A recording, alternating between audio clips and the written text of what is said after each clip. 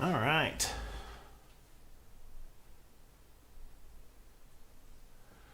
Welcome. Today I am going to assemble the NESTang enclosure. So here it is. I started already because I was a little worried about the connectors fitting. So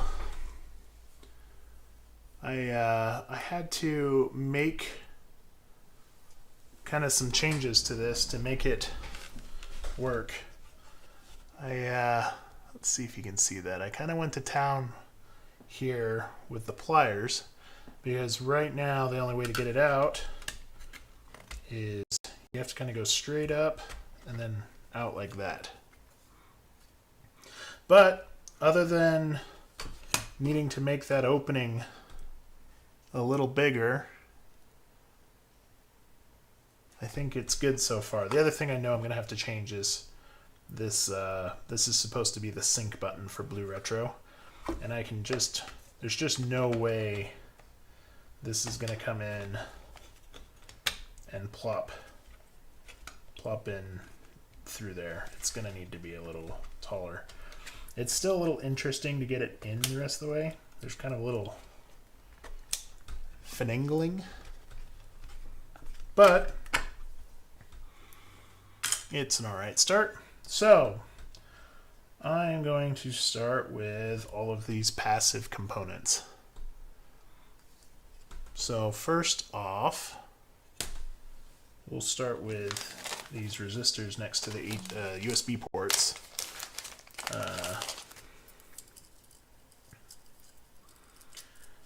These ones were put there. What I remember is that NAND Mario is the name, but I'm just going to call him Mario. Said they were required, so I put them on there. Can't remember exactly what they do, but we'll go ahead and populate them and go from there. Let's see. So yeah, got these resistors. I need these 4. Maybe I'll just count out the resistors right now. I'm gonna need 8 of these 33 ohm resistors. Let's see. YouTube is complaining that my bitrate's low, which is funny because I'm using Google Fiber.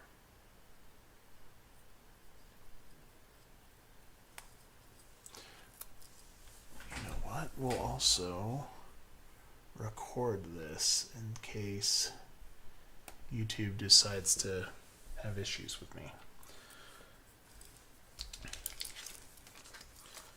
All right.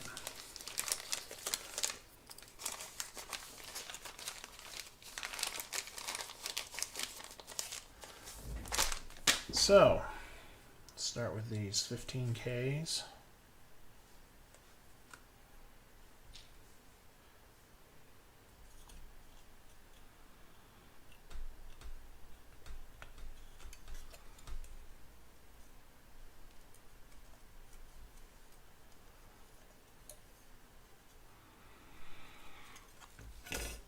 And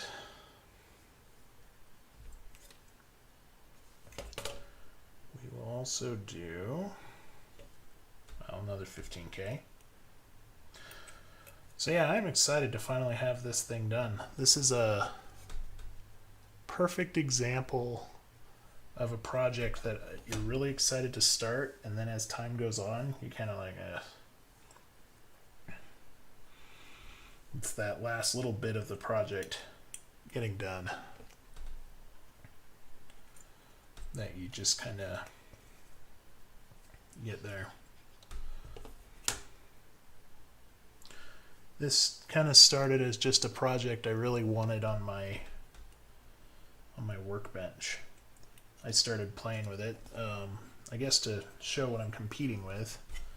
This is my my current NESTang setup. So it just sits on here. You plug the controllers in. It uses PlayStation 2 controllers, and kind of just let it all hang out there. So that's kind of how this project started.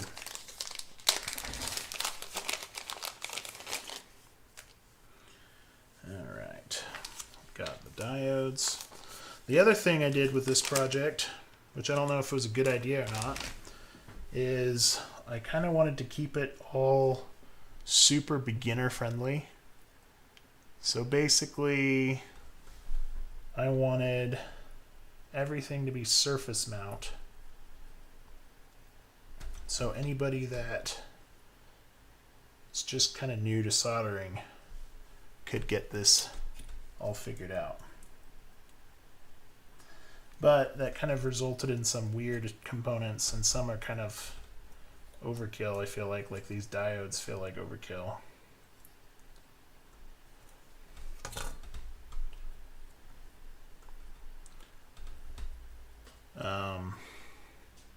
And then we also have this IC, which would be,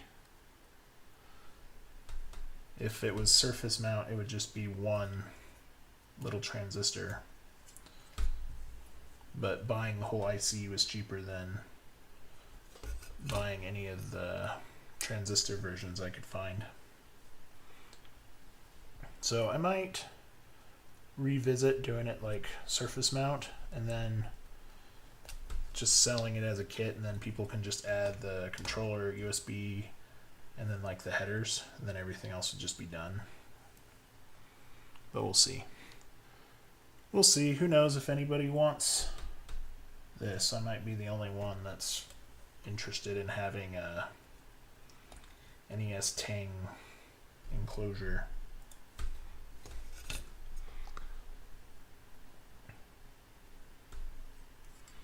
And with any luck, we can get other cores on it too. I'm sure stuff like Master System, Game Boy,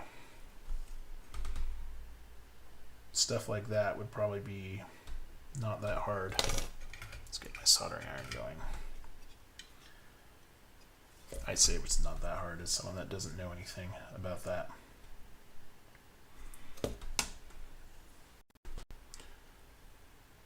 Let's see. All right, so I am going to solder this first row so I can get rid of those legs,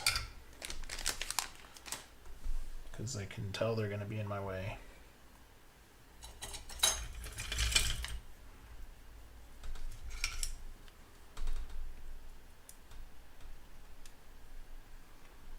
Oh yeah. Here's the part where we turn my fan on and hope it's not too annoying. Let's see.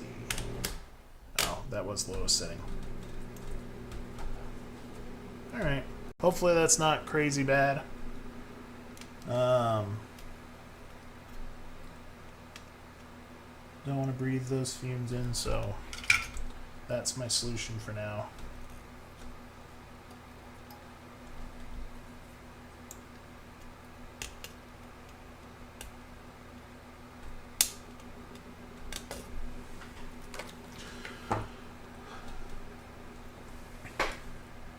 One thing people might be wondering about is you'll notice that this does not have all those extra components, and the reason for all the extra components is to add some, for one, it has blue retro sense circuitry, so the blue retro won't fight controllers plugged in. But also it has some ESD protection. So if you touch one of the controller ports and zap it after shuffling across the carpet, then you won't kill your Tang board. At least that's the idea.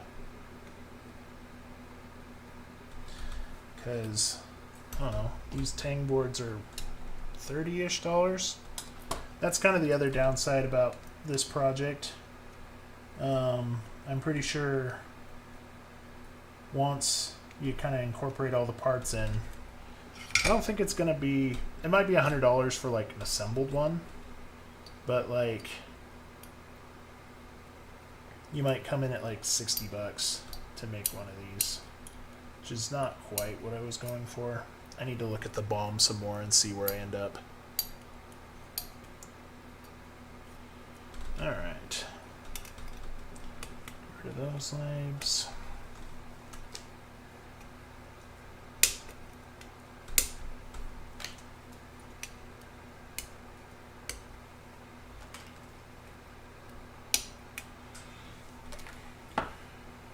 Alright, now we will go, we'll keep adding components on right here.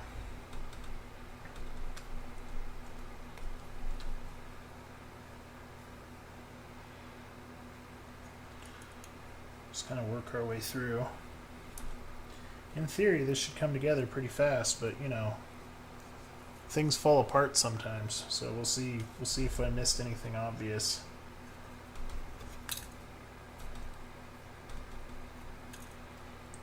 Some of those ready. Kind of like with my my NES disc adapter. Has all sorts of little issues that have to be resolved before I order another set of prototypes. And most of them I discovered while streaming, so that was exciting. Let's see.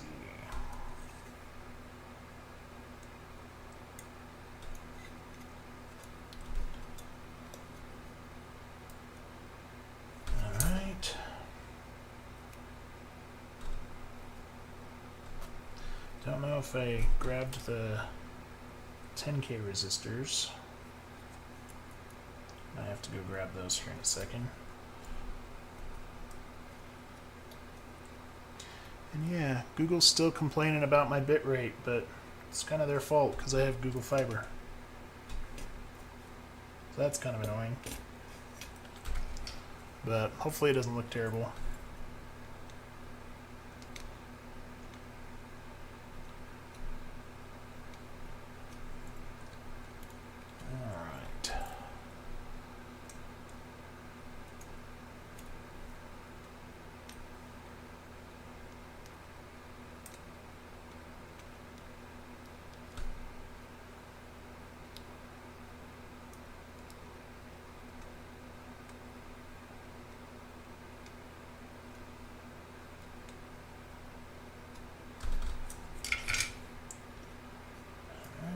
Another little batch done.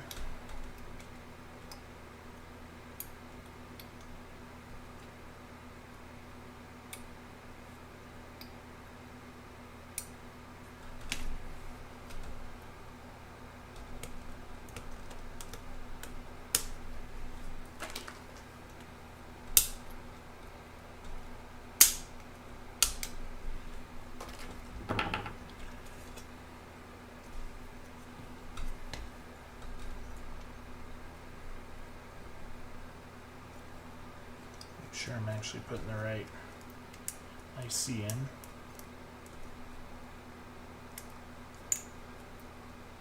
Alright. Let's straighten those out a bit.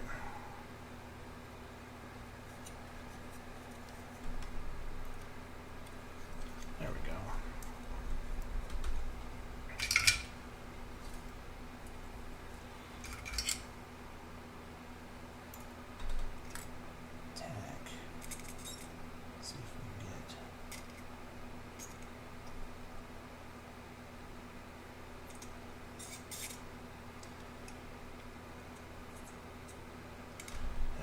That won't go anywhere for a little bit. A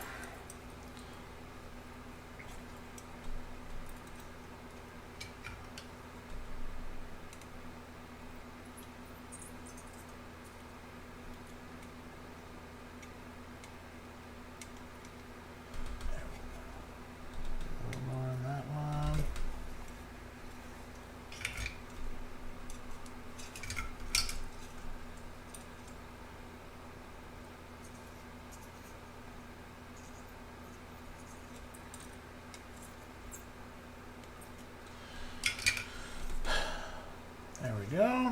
coming together quick. We'll ignore the 10Ks for now, and we'll do the transistors here in a little bit.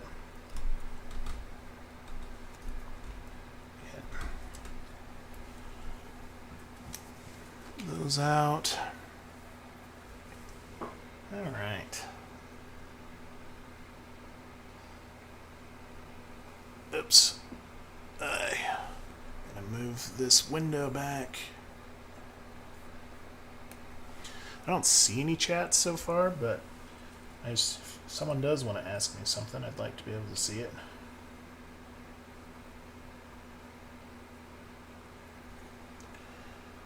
All right.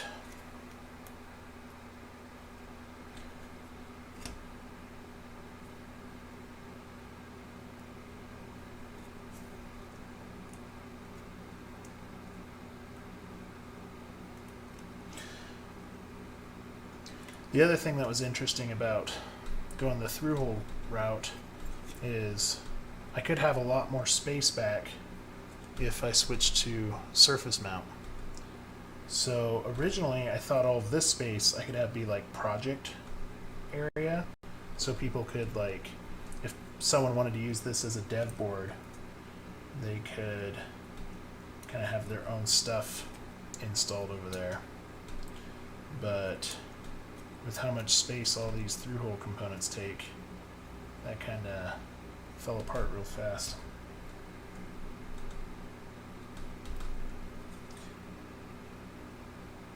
Oh, that's going to bother me. I want them to all face the same way.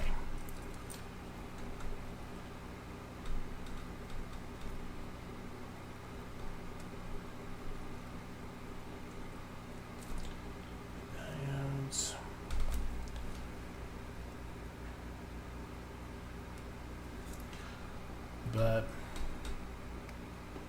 yeah, so like I said, don't know if anyone is going to care to want one of these besides me. It's, I've got to be careful with those.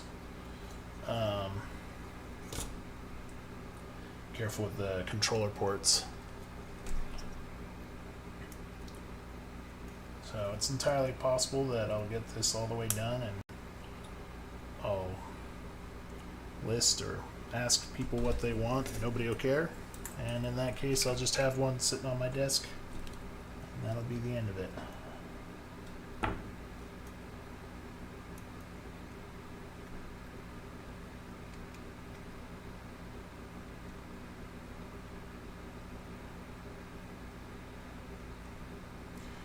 Let's try not to do that. It's one of the downsides of using my blade tip for like everything.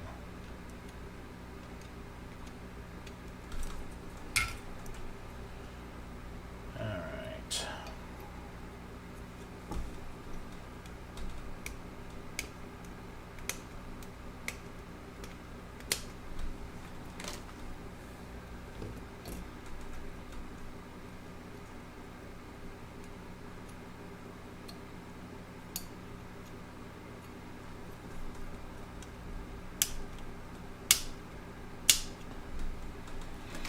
There we go, another row done.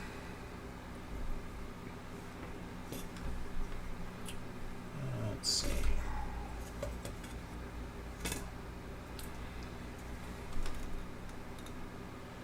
I like to have all of the color bands facing the same way. Just the way I do it. Let's see.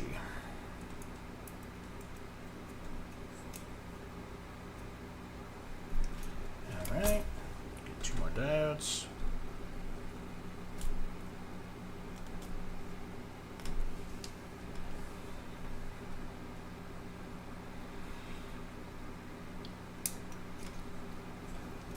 And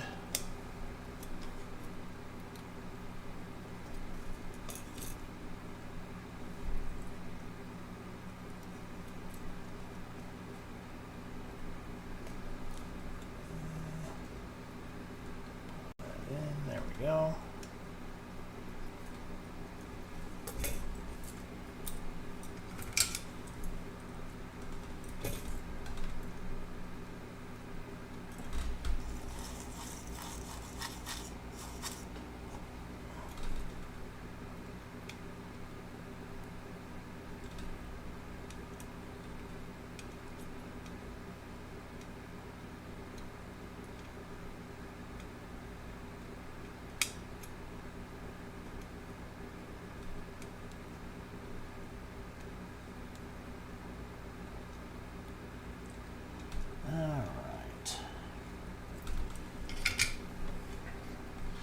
Sweet.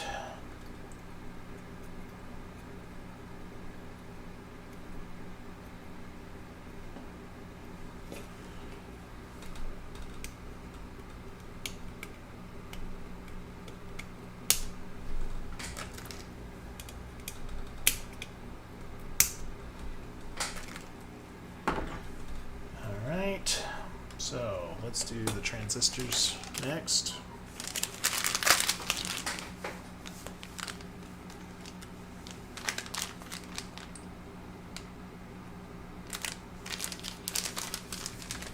Alright.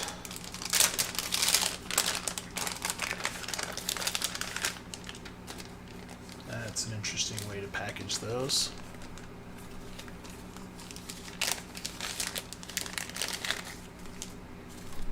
I like it though.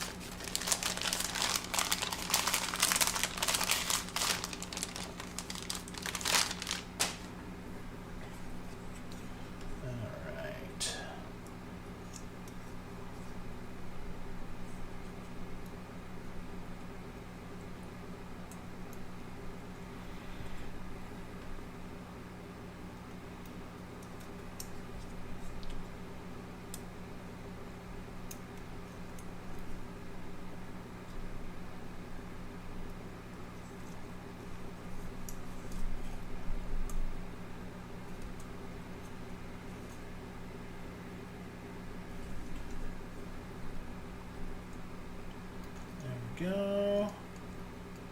So the bright side is, even with all through hole, it's not very long to assemble.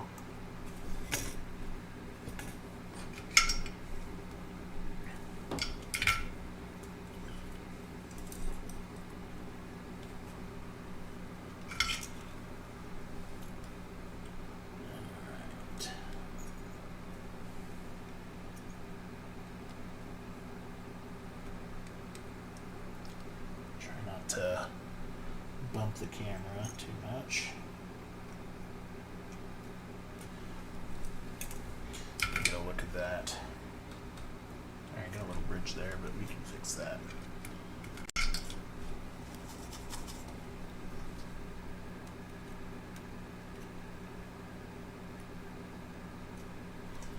Probably the quickest way to fix it. So we'll just add flux on there.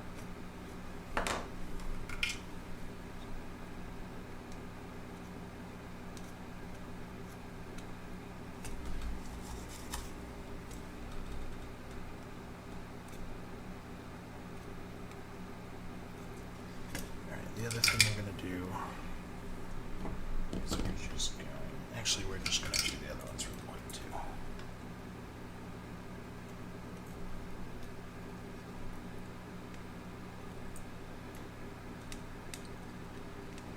What we'll do is we'll just get some solder on here, and then we'll cut the legs, and then we'll make sure they're not bridged.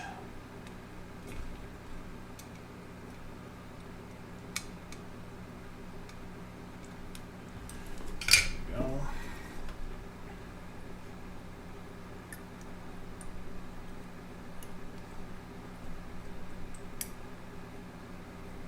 Come on. Get my finger under there. Fingernail. Let's see. There we go. All right.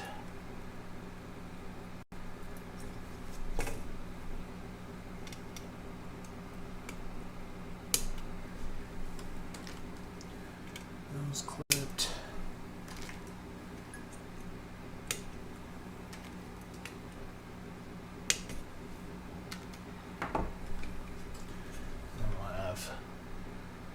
Look.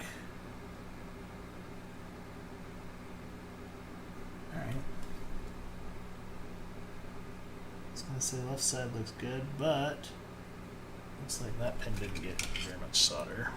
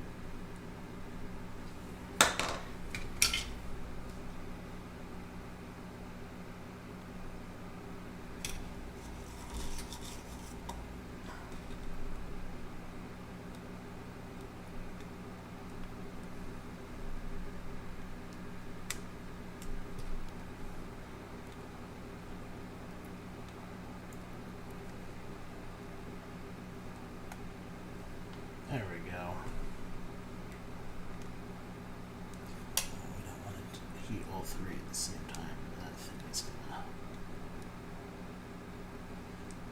fall right out.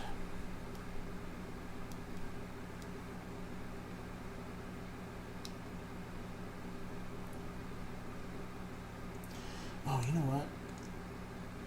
The other thing that might be making these want to bridge is that, if I remember right, they're kind of like connected together. I have to look at the schematic to remember for sure. But it might just be really natural for those to bridge.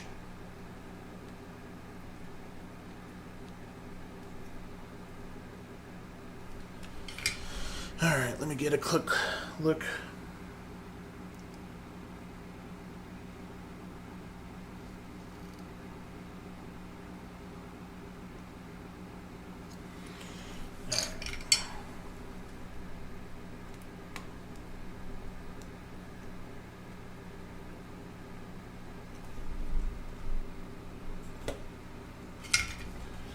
All right.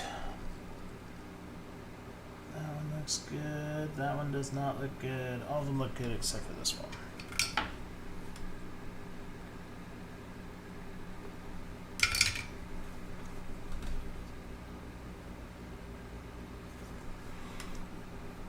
Like I said, I don't have a blank board to look at.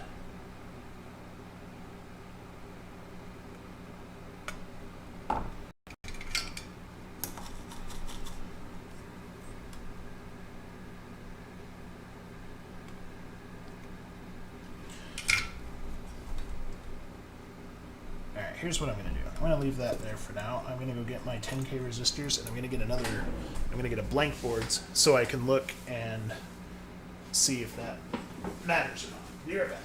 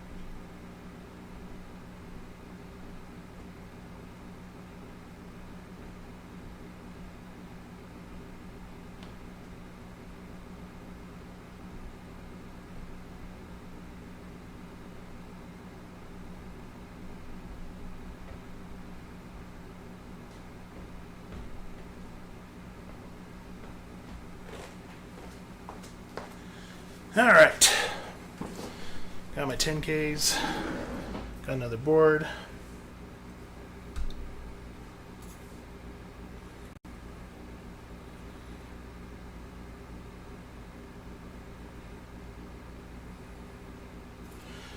We'll look at the board here in a second. We'll just do these now.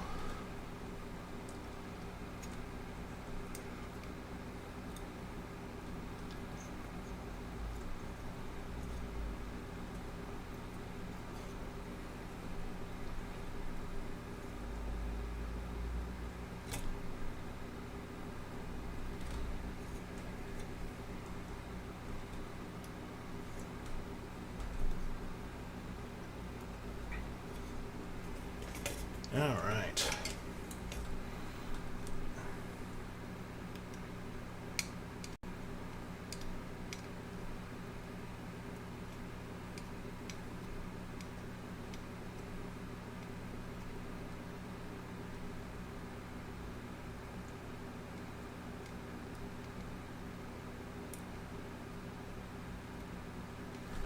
There we go.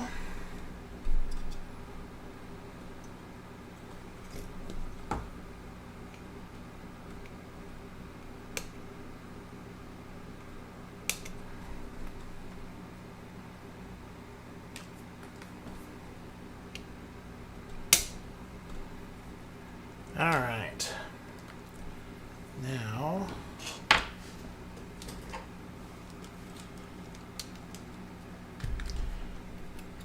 normally I would probably bring the schematic up and I would just look, but this will be faster, I think. So I got my multimeter here.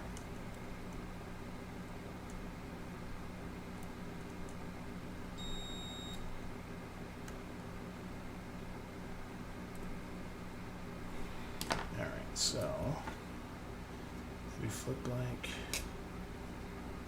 that, have a look. There's our, oh, you know what?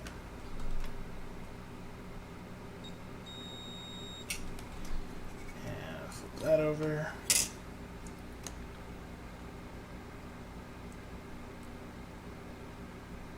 Yep, all right. Now that was kind of a goofy way to decide if that was a problem or not.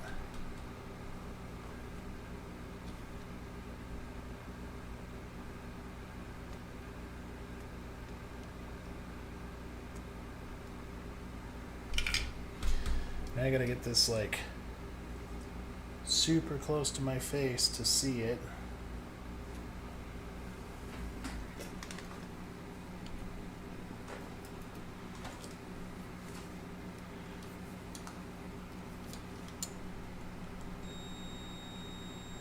Oh, okay, those two are supposed to be bridged.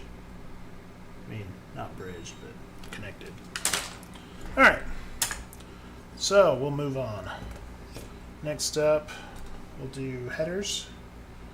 We'll start with this one on the side where I lobbed that solder in. I should be able to do, rather than removing it,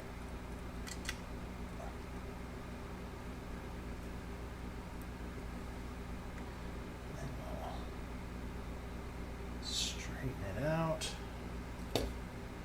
That's pretty good.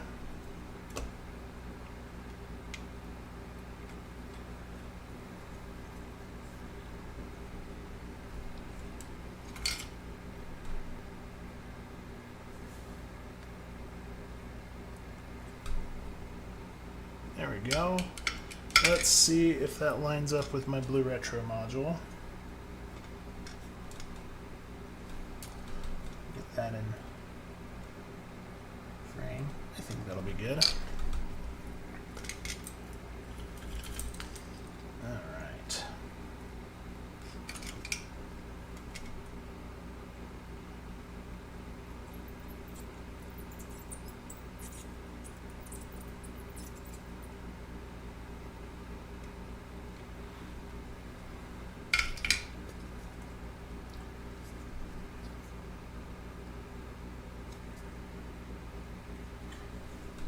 Look at it with all the crazy reflections from all the lights I have.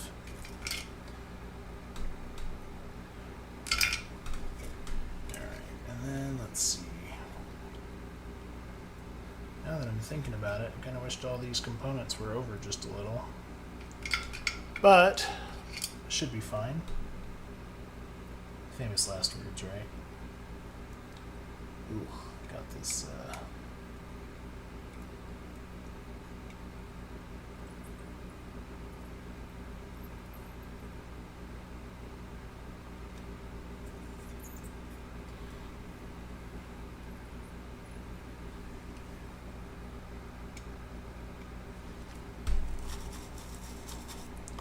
Alright. That looks good. Next up, main event.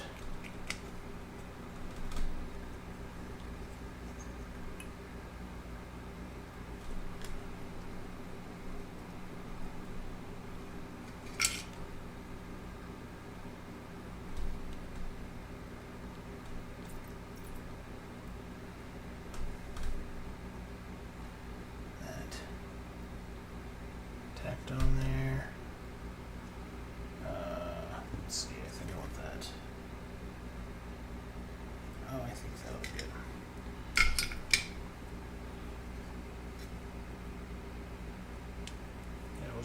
sure we hold that straight while we start it off.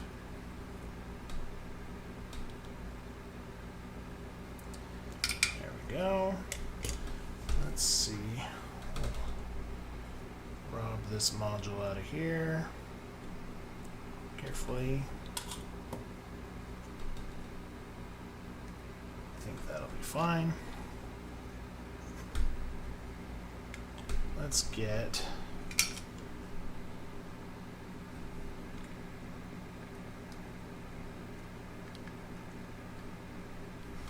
go, and then we'll start from the drag soldering in the other direction.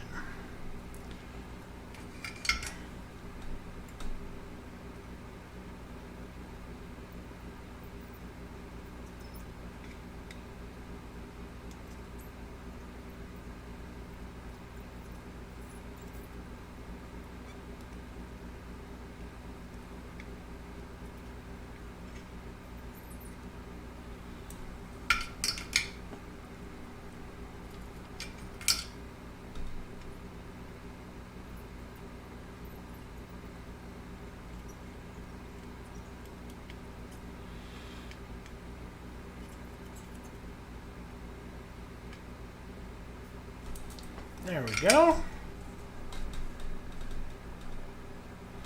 Now we'll do a quick check to make sure that we haven't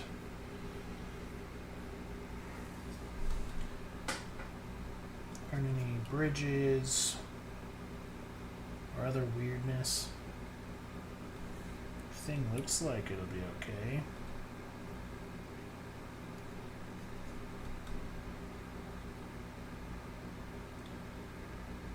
Alright.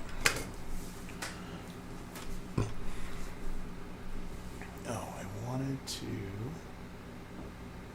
Alright.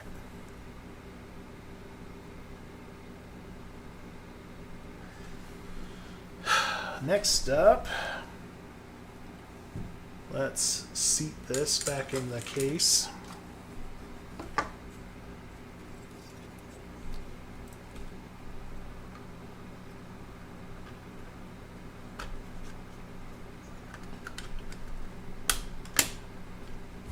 There we go. I like that. And I have these screws, which are intended to secure the board in there.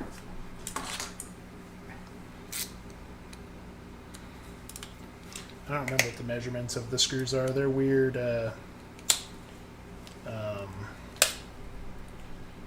What would you call them? They're standard or imperial, or if you really like freedom units. I've heard that. That one makes me laugh. All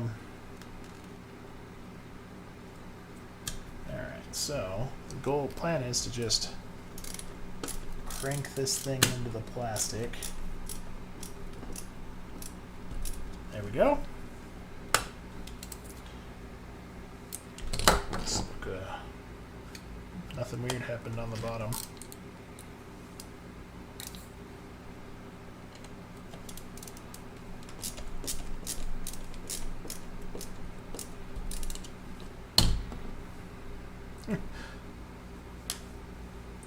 Hopefully there's nothing I'm missing that's going to make me want to take that board out. Oh, switch. We're ignoring the switch for now.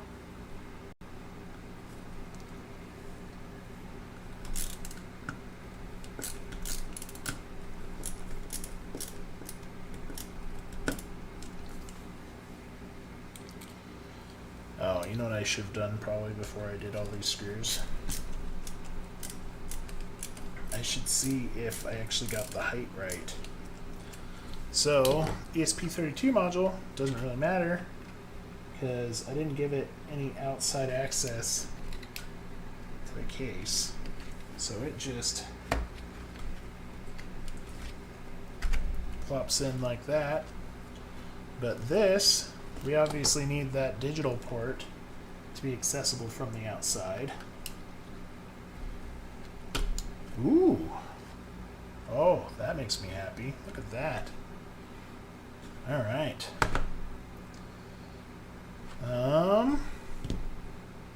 Next, we need need the SD card extender. So it's a bit long for this, but and I'm probably going to wish that I'd put this in before I put this in. Yeah. All right, let's go ahead and pull that out carefully.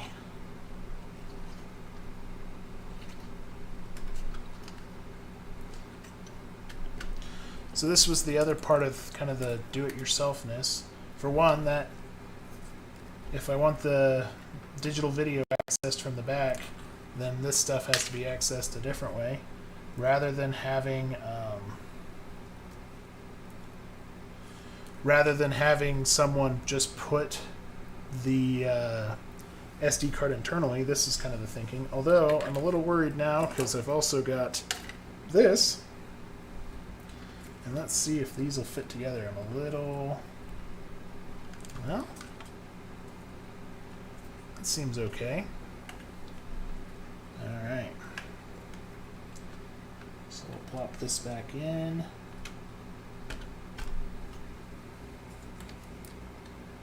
Alright, I'm not thrilled with how...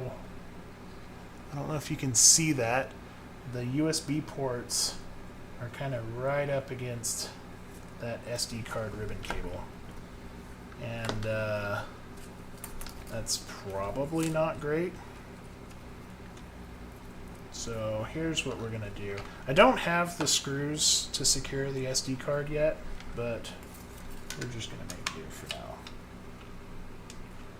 It'll go... Oh, you know what? Let me see.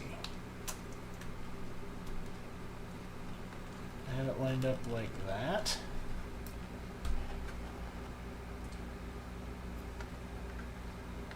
Okay. I'm okay with that. And then for this, we're going to go ahead and just kind of fold that down.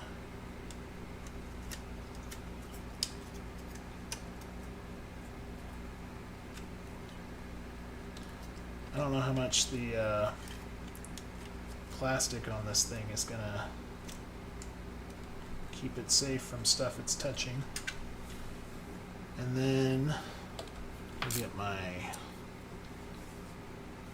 Do we need a... No, this bit will probably be fine. So next, we're going to kind of pull these screws out. I popped them in so I wouldn't lose them.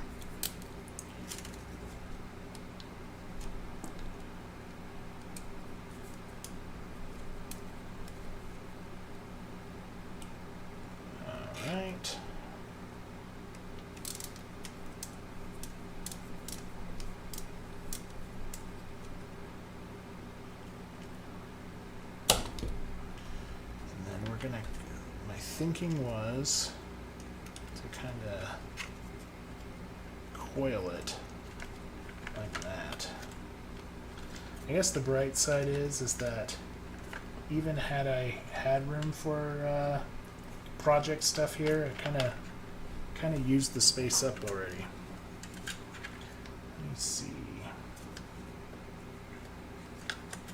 Let's have that come on top of that. And this is also the shortest USB-C extender I could find. The reason I went with an extender is I wanted people to be able to reprogram this thing without having to pull it apart. The upside of that is you can reprogram it without pulling it apart. The downside is you don't have a power switch. So I figure that's not hard to solve because you can have a power switch. Oh, that's actually hard to show. I just realized I was doing that out of frame, but my screwdriver's right up next to the camera. You can have an external power switch. They make those USB-C power switch extenders.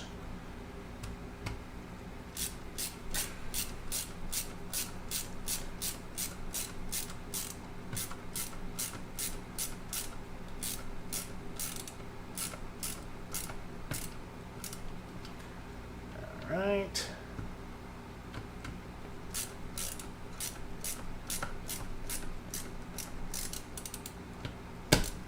There we go.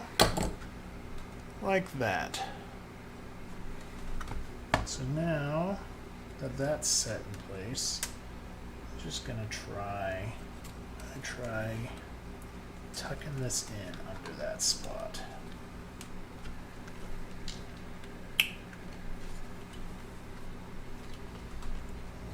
And there we go. All right. I think we're ready to test, but I'm actually going to put the lid on too.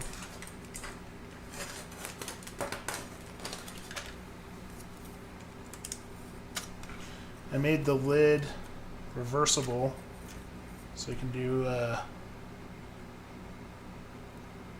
I don't know what you call that, solder mask opening versus the silkscreen. I think when I make kits, I'll probably produce those in Enig, so it'll have gold. But for prototypes, I just did the lead-free Hazel. All right.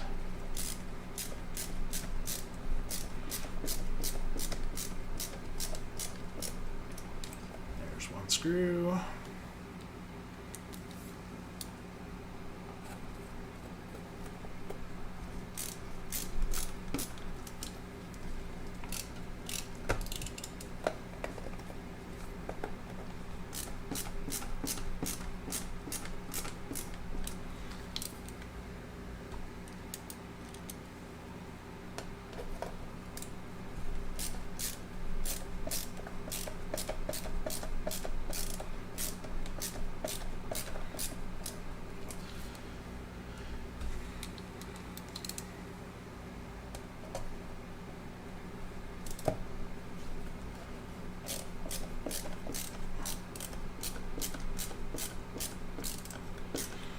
All right.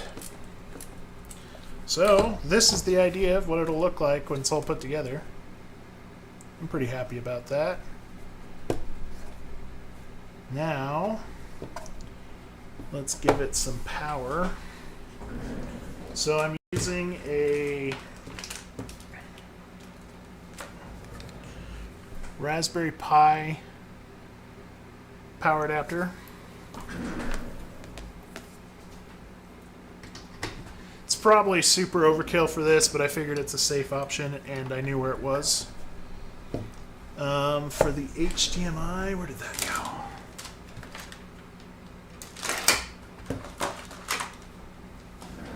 So, because my second HDMI capture is unhappy, I am going to have to switch.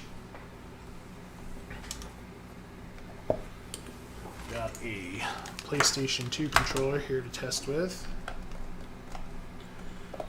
It's just the, oh, does that feel funny? Oh, you know what?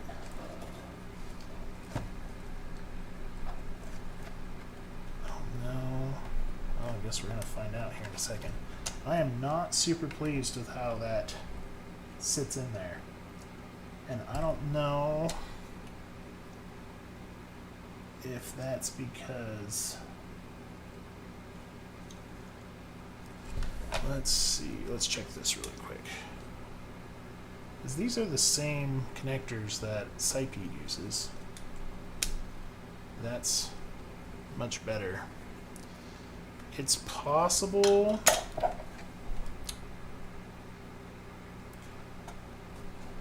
it's like slightly bowed.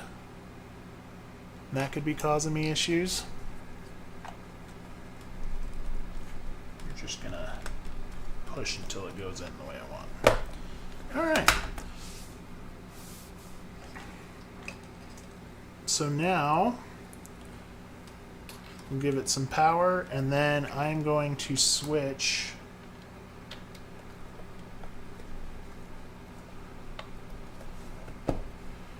since I only have one HDMI capture, we're going to switch the camera out. So give me one moment. Let's see. And then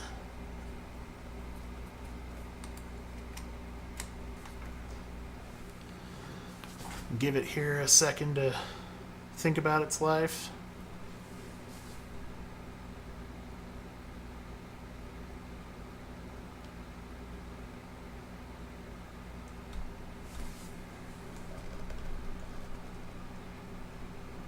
So far, a whole lot of nothing. All right.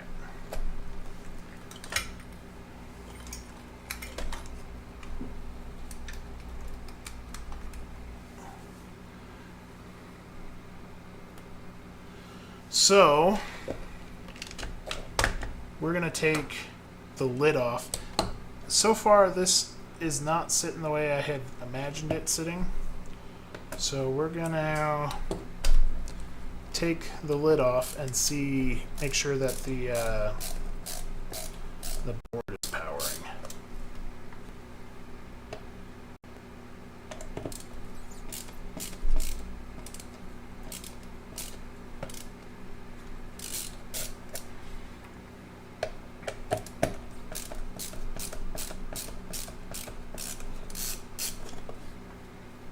So yeah, knew that the lid might be, I knew that the lid might be premature. But you know, I can hope. Alright, so, got that. Oh, look at that. Alright, so that IC is in the way of my USB power. So that's going to have to be adjusted.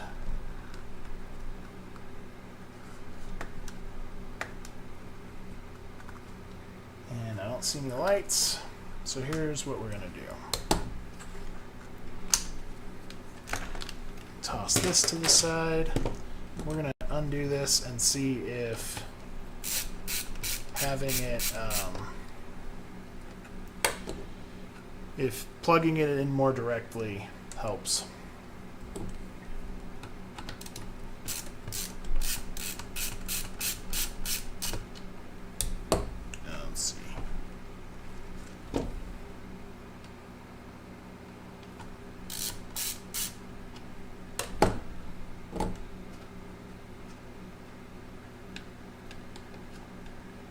Alright, let's see if that helps me.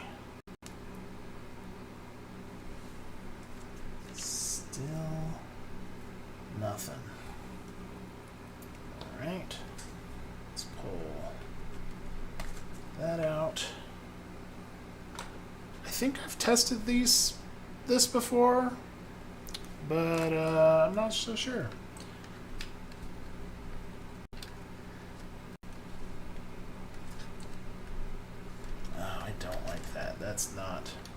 That's not going in good with the SD extender. Alright. Let's pop this out. We'll put the SD card in directly.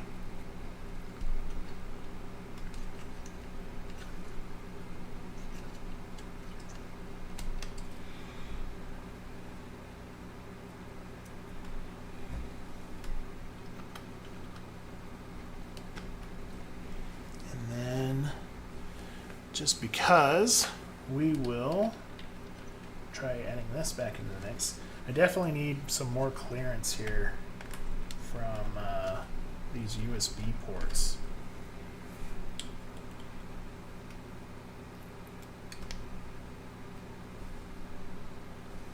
Still nothing.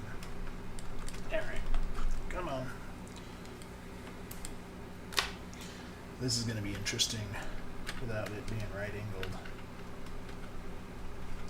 Yeah. Oh, there we go. Everything pops to life. So, my little extender cable seems to be a problem. So, now we're going to go ahead and add the HDMI back. I'm not sure I have OBS set up correctly to hear from this gizmo and from the microphone at the same time, so we'll find that out here in a second.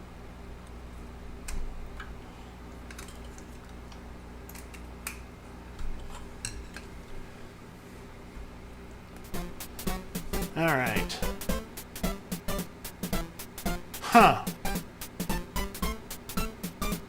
I don't know why it auto-started a game. So, first of all, hopefully y'all can still hear me. And... okay, so you can hear the game, can you hear me?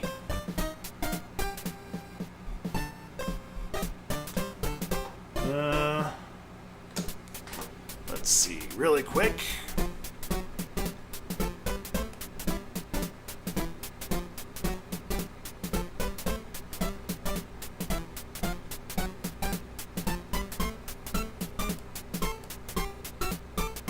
Oh, we can hear. Okay, cool. Sorry. Then I will stop messing with what I was messing with. Let's get this controller plugged in and see if that works the way I expect it to. Alright, I am pressing start and no starting. Alright. I'm gonna unplug the power, partly because I don't want to mess with that connector again. Huh. Yeah, something probably goofy's going on with my control circuitry, because it shouldn't be auto starting like that. You probably saw it briefly, the menu pop up. I'll keep hitting the start button in case that's my problem. But something's probably going weird with that. So another thing I can try is I have this super cheap NES USB controller. Oh, you know what else we're going to do really quick? That might help. I'm not ready to test Blue Retro stuff anyway. So we're just going to pop that out and see if that makes any difference in my life. Alright.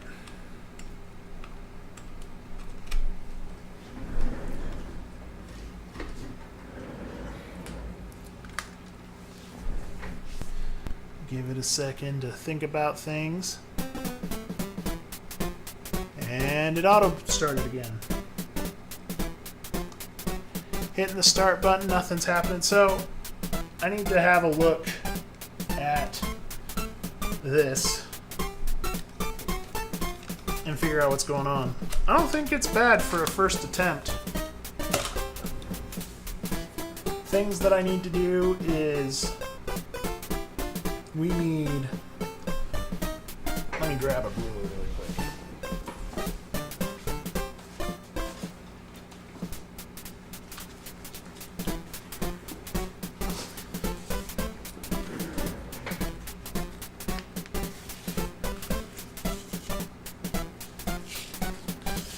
Alright. So I'm gonna say we need an additional, I don't know what we're going to call that, centimeter, probably be pretty safe. So the whole thing should probably come forward. Let's see. We're going to power this off again. And with that, oh, you know what? Well, hang on just a second. Let's...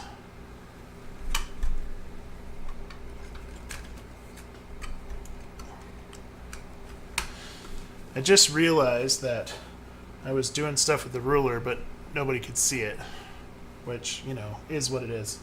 So we're going to pop this out. I am pretty pleased with how this fits in there. And we're going to come back over here.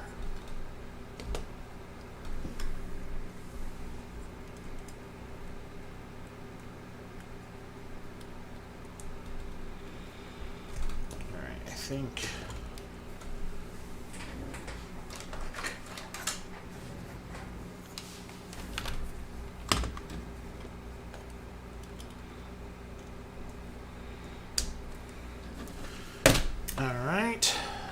we're going to switch back.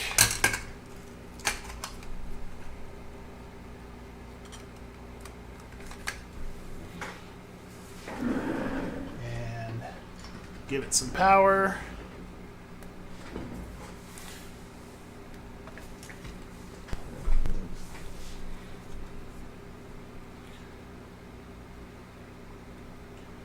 So yeah, apparently. Oh, interesting. So this is like the main menu. It's super bare bones. You just pick your game and go. But it adds them in the order that you add them. So I just added Rockman 5 air sliding because I like Rockman 5 air sliding with the weird Kirby music. But so I need to figure out what's going on with obviously with the controllers. The whole point is that it'll be self-contained with the controllers. Some of that could be my transistor choice, because I swapped some of the transistors for a more available model. And so probably my next step would be to desolder those transistors and try it with the ones that were recommended, because I lifted some of the Blue Retro sense circuitry from the wiki, from the Blue Retro site, and so that could be some of my problem. But yeah, no, I think that's not bad for a first try. So I think I'm gonna call it good for now.